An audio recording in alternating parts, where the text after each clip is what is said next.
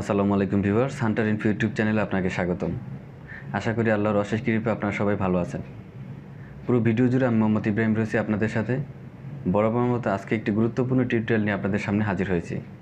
আজকে আমি দেখাবো কিভাবে আপনারা আপনাদের যে পিসি বা ল্যাপটপ রয়েছে সেটার বিভিন্ন ড্রাইভ বা ফাইল লক করতে পারেন বিটলকারের মাধ্যমে। এখানে কোনো ধরনের সফটওয়্যার আমরা ইউজ করব না। বিটলকারের মাধ্যমে অত্যন্ত সহজভাবে আপনাদেরকে আপনাদের যে ফাইলগুলো সেগুলোর সিকিউরিটি লক বা লক আমরা করব।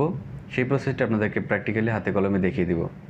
আর হ্যাঁ ভিউয়ার্স, আপনি যদি আমার চ্যানেলে নতুন হয়ে থাকেন তাহলে অনুগ্রহপূর্বক আমার চ্যানেলটি সাবস্ক্রাইব করবেন এবং পাশে থাকা বেল আইকনটি প্রেস করে দিবেন পরবর্তী আপডেট এবং ভিডিও পেতে।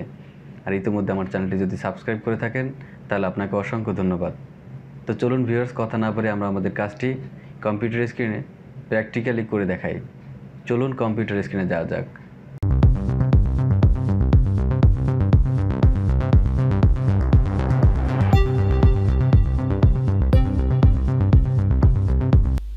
তো এই কাজটি করার জন্য আমাদেরকে যেতে হবে প্রথমে আমাদের পিসি বা ল্যাপটপের যে মাই পিসি রয়েছে সেখানে আমাদেরকে প্রবেশ করতে হবে। সেখানে প্রবেশ করার পরে আমাদেরকে এখান থেকে আমি যেই ড্রাইভটি বা যেই ফাইলটি আমি লক করতে চাচ্ছি সেই ফাইলটা আমাদেরকে সিলেক্ট করে নিতে হবে।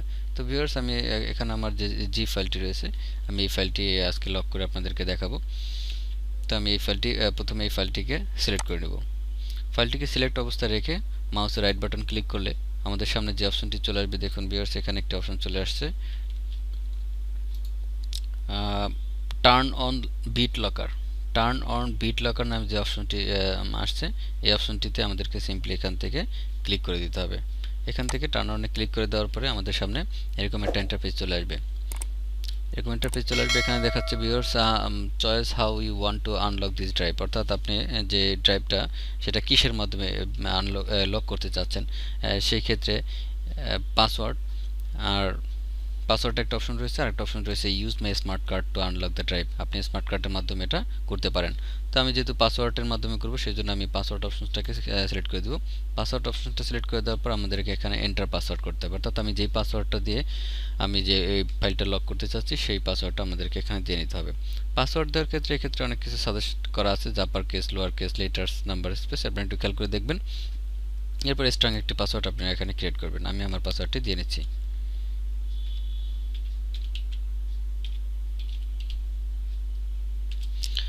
পাসওয়ার্ডটি দেওয়ার পরে আমরা নিচে যে অপশনটি রয়েছে রি এন্টার পাসওয়ার্ড, আমরা পুনরায় পাসওয়ার্ডটি দিতে হবে।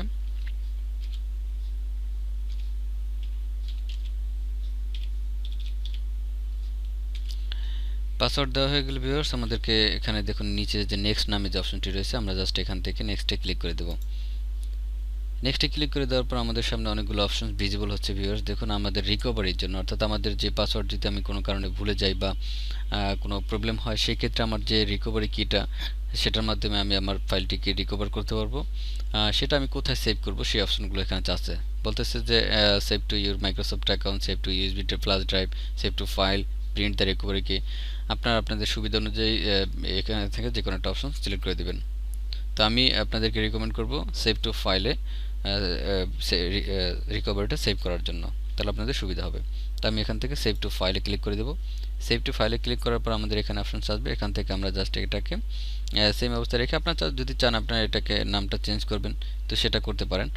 তো আমি আসলে কোনো চেঞ্জ করব না, আমি এটাকে ডেস্কটপ দিয়ে আমি এটাকে জাস্ট সেভ অপশনে ক্লিক করে সেভ করে দেবো।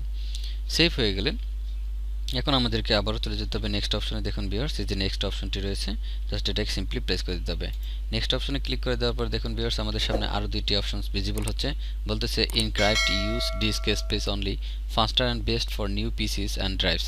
অর্থাৎ আপনি যদি প্রথম অপশনটি দিয়ে থাকেন তাহলে সে যেটা হবে সেটা হচ্ছে আপনার যতটুকু ফাইলে যতটুকু স্পেস রয়েছে বা যতটুকু ডকুমেন্টস রয়েছে সেগুলো শুধুমাত্র লক হবে। পরবর্তীতে এই ফাইলের ভিতরে আপনি অন্য কোনো ডকুমেন্টস ইন করলে বা প্রবেশ করালে সেই ফাইলগুলো কিন্তু বা ডকুমেন্টসগুলো কিন্তু লক হবে না।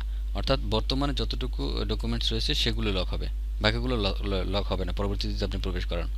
আর সেকেন্ড অপশনে বলতেছে যে ইনক্রাইপ্ট ইন্টার ড্রাইভ, অর্থাৎ সেকেন্ড যে অপশনটা সেটা যদি আপনি করেন তাহলে আপনার ফুল ড্রাইভটা, অর্থাৎ ফুল যে ড্রাইভ রয়েছে সেটা কিন্তু সম্পূর্ণ লক হয়ে যাবে এবং এটার জন্য কম্পিউটারের ইয়েটাও অনেক ভালো হবে সেটা বলতেছে। তো ভিউয়ার্স আমি যেহেতু আমি ফুল ড্রাইভটা লক করতে চাচ্ছি, সেজন্য আমি সেকেন্ড অপশনটাকে সিলেক্ট করে দিয়ে এখান থেকে নেক্সট অপশনে ক্লিক করে দেব। নেক্সট অপশনে ক্লিক করে দেওয়ার পর ভিউয়ার্স এখানে অনেকগুলো অপশনস রয়েছে, এটা আপনার চাইলে পড়তে পারেন, না চাইলে স্কিপ করতে পারেন। এরপর দেখুন ভিউয়ার্স আমাদের নিচে রয়েছে স্টার্ট ইনক্রিপ্টিং। এখান থেকে আমরা স্টার্ট ইনক্রিপ্টিং নামে যে অপশনটি রয়েছে এটাকে আমরা ক্লিক করে দেব। এটাকে ক্লিক করে দেওয়ার পরে আমাদের এটা ইনক্রিপ্টিং হতে থাকবে। আপনাদের যে ড্রাইভের যে বা কম্পিউটারের যে কনফিগারেশন সেই অনুযায়ী একটু এখানে সময় নেবে। তো আপনাদের ভয়ের কোনো কারণ নেই, আপনারা এখানে একটু সময় দেবেন। তো এটা যখন 100% হয়ে যাবে তখন আপনাদের কাজটি কমপ্লিট হয়ে যাবে। তো আমাদের যে বিটলকারের মাধ্যমে আমাদের যে ফাইলটি সেটা কিন্তু লক সম্পূর্ণ হয়ে গেল। তো সম্পূর্ণ হয়ে যাওয়ার পর জাস্ট আমরা এখান থেকে এটাকে ক্লোজ করে দেব।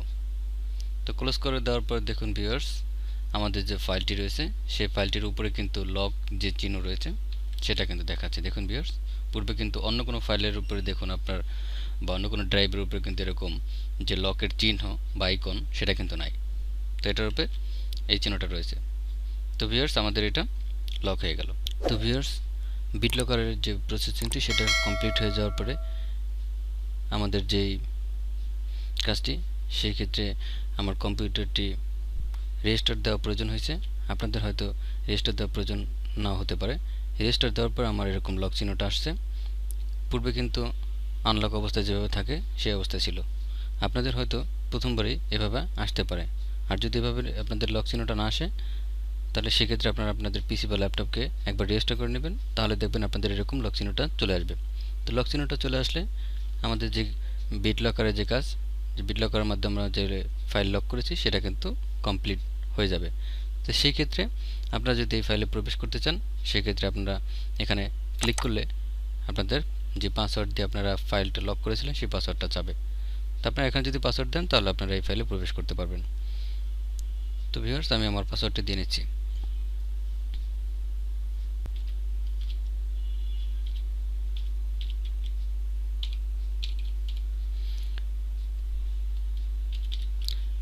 পাসওয়ার্ড দেওয়া হয়ে গেলে জাস্ট আমরা আপনাদের যে আনলক নামে যে অপশনটা আপনারা খুঁজে পাবেন, নিচে দেখুন আনলক নামে যে অপশনটি, এটার উপর আমরা জাস্ট প্রেস করে দেবো।